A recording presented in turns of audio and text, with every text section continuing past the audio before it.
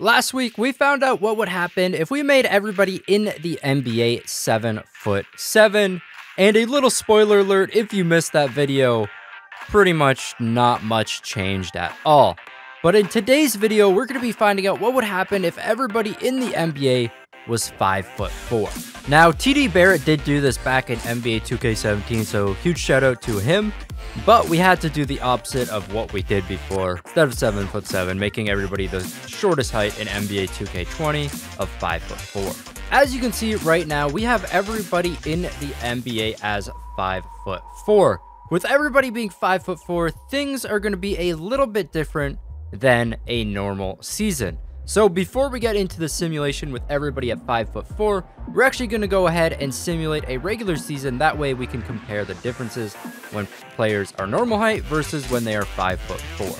This video is sponsored by Raid Shadow Legends. In case you've been living under a rock for the past couple of months, Raid is the sensation of the mobile world, and it's the RPG that changes everything. This game actually has over 15 million downloads in the last 6 months, and it's actually a game I enjoy quite a bit. If you're wondering what is Raid, it's an epic dark fantasy done right. A hero collection turn-based game with over 400 champions for you to collect and personally customize. You can gather orcs, undead, knights, elves, and more, explore over 1 million champion builds, and enjoy a fully voiced story campaign, all on your mobile device. And the best part about it is that it is completely free to play. I mean, just looking at the gameplay on screen right now, this game looks super awesome. Another cool feature in the game is the multi-battle auto mode. You can set battles to run in auto mode while you go do something else. That way you can spend less time grinding the game and more time developing your teams and fighting the fun stuff. As well as you'll get to keep all the rewards you earn while in auto battle mode. To keep the game fresh, they also have weekly tournaments and events. You can fight in the arena, run special dungeons, or just level up your heroes. There's always a way to compete and win extra prizes every week. The game is growing super fast, and check out this cool roadmap that they've published. They actually have huge plans for updates in the game for over 6 months. So there is infinite content for you to enjoy, no time to get bored. A new faction, a tag team arena feature, and even a new clan boss you will be able to fight with your clanmates. You can find me in the game under the nickname Smequle, and if you are quick enough, you can also join my clan. So what are you waiting for? Go to the video description down below, click on the special link, and you will get 50,000 silver and a free epic champion as part of the new player program to start your journey. Good luck, and I'll see you in game. So here we go with everybody at normal height, and we're just gonna go over kind of like the top players. That way we can see if anything switches up when we have everybody at 5'4". So starting off here in my league, Kawhi Leonard ends up getting bumped up to a 98 overall. Usually he is a 97, and he's slightly below LeBron James in terms of overall. But for some reason in my league, they actually bump him up to a 98. Giannis is a 96. Then we got Durant, Harden, Stephen Curry, Paul George, Anthony Davis. All of them are over a 95. Doncic just got upgraded to a 93. Lillard's a 92, Joel Embiid's a 92, Kyrie's a 91, Cat's a 91, Jokic is a 90, Clay's a 90 overall, and then Trae Young's an 89. So that's everybody over like a 90 overall, and also we are taking off injuries as well. So there's quite a few players over 90 right now. It's going to be interesting to see how some of the bigger players turn out when they are a lot shorter. So simulating through the regular season, Giannis ends up winning MVP, which is normally what happens in these 2K20 simulations. We got Ja Morant as Rookie of the Year, which also always happens. Schroeder as 6th man. Kawhi as Defensive Player. Malik Monk as Most Improved. Up to Malik Monk, everything else is how these simulations always turn out. And then Most Improved can really go to a bunch of different players. And Doc Rivers getting Coach of the Year, 67 wins. Of course, that being the Clippers. We'll just scan through the all-NBA teams real quick here. I mean, they're pretty basic, nothing crazy when it comes to those at all, and the rookie teams as well. But going to the standings after our regular simulation, the Nets are on top in the East with 65 wins. You can see all the teams that ended up making playoffs. and the Bulls are the worst team in the East. Going over to the West, of course, we got the Clippers up on top with 67 wins. Lakers, Rockets, Warriors end up making playoffs. And then the worst team in the West is going to be the Memphis Grizzlies. Next, we're going to come over to league leaders. So Kyrie, Devin Booker, Giannis, Zach LaVine, and James Harden, top 5 for scoring. We'll go check out all the way to the top 10. Then going over to rebounds per game, of course, we got Andre Drummond up on top there. Assists per game goes to LeBron James. Steals per game goes to Kawhi Leonard. Blocks per game goes to Rudy Gobert. And then field goal percentage goes to Ben Simmons. And three-point percentage, we got Kyle Korver up on top there. I don't think three-point percentage will change at all. If a player is good at shooting threes, it doesn't matter how tall they are, they're still going to be good at shooting. Those are going to be the stats. Now we're just going to simulate through the playoffs and see who wins. So the LA Clippers end up winning the championship. Paul George actually going ahead and getting finals MVP. This isn't normally what we see in these simulations. Usually we see the Clippers and the Lakers up on top there. One of those two teams make the finals, and they're usually facing off against the Philadelphia 76ers. And then usually it's Kawhi Leonard, LeBron, Anthony Davis, or Joel Embiid getting finals MVP. So a little bit different here with the Bucks making the finals as well. But for the most part, everything usually turns out around the same. So we'll be able to tell if there's any other teams in the playoffs that aren't normally there, or anything turns out a little different. But now we're just going to go ahead and do our 5'4" player simulation. All right, so we are now with our roster with everybody at 5'4". And then what I've also gone ahead and done is I've made everybody in the NBA a point guard, because when everybody is the same height, there's not really any need for positions. Positions are pretty much just based off of height in the NBA. So if you get rid of that, everybody can really play at any position. There's not going to be mismatches with height. Isaiah Thomas will be able to cover Karl Anthony Towns now, because they are now the same height. And looking at our roster now, it is a lot different than it was before. Stephen Curry is now our highest rated player at a 95, and he actually did not change in terms of overall, but everybody else just got lower. Before, we did have Kawhi at the top, LeBron still in second, but he lost 4 overalls when shrinking down to 5'4". We got Harden, Kawhi, Lillard, Giannis, Kyrie, and Doncic, as well as Kevin Durant, still all over a 90 overall. The guys at the top here are athletic as well as skillful, and the guys that are no longer up at the top here are the centers. If we just scroll down the list here, we don't see our first center for a ways down this list. Karl Anthony Towns is our highest rated overall center, and he's an 82 overall. So I believe he went down around 9 or 10 overalls from what he was at before. So that's pretty crazy. Another big thing here is players' dunking ability.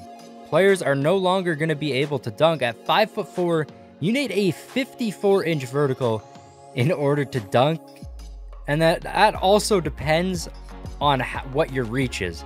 So players like Giannis, it would be a little easier, but he isn't close to that 50-inch vertical right now, and no player in the NBA is. Zion has the highest dunk rating now, 30. Giannis is a 28, so I don't think they'll be able to dunk. So that puts a big portion of players out of contention. That standing dunk as well, that puts those centers down quite a bit, whereas our point guards, it doesn't matter as much. Also, players will be a little faster now that they are a little shorter. Of course, the taller you are, the more energy it takes to run faster, so it's a little easier when you're shorter. But this should be interesting to see how the NBA turns out, and if it turns out much different than our regular simulation. At the end of the season, we got the same MVP as our normal simulation. Giannis still on top. This time he averaged a little more points per game and about 3 more rebounds per game, so doing a little better offensively. Defensively, he had 2.5 blocks, 1.6 steals, so pretty good performance for him. And then he shot pretty poorly from the 3-point line, which is kind of expected. Zion Williamson ends up winning Rookie of the Year. Last time it did go to Ja Morant. Emmanuel Mudiay getting 6th Man of the Year. Kawhi Leonard yet again getting Defensive Player of the Year. And then Fred VanVleet is going to get Most Improved when everybody's 5'4". And Brett Brown of the 76ers is going to get Coach of the Year. They got 66 wins on the season. These all NBA teams don't really matter because everybody is guards. So there's not really going to be any good teams or anything like that. So let's just check out these standings now, see if they're a little different than before. We got the 76ers on top in the East. Before it was the Nets, but we got 76ers, Bucks, Nets, Pacers, Raptors, Heat, Celtics, and the Atlanta Hawks actually squeeze in there to make the playoffs as well. So pretty much all of the same teams. The only teams that were in the playoffs before were the Pistons and Magic. They were the 7th and 8th seed, and they just kind of barely fall out of that playoff contention. So in terms of teams, they do a lot similar than how they did before. It'll be interesting to see how some of these centers did in the league. Their overalls just went down so much. Going over to the West now, the Clippers still on top. They actually get the exact same amount of wins as they did before with 67. The Warriors do a little better, getting the 2nd seed. The Nuggets shoot up a bunch of seeds as well. And then the Lakers actually go down a little bit. Of course, you got some bigger guys like Anthony Davis. He's really athletic for a center, but compared to point guards, he's not going to be able to keep up with them. The Spurs make playoffs, the Suns make playoffs, Pelicans and the Jazz all make playoffs.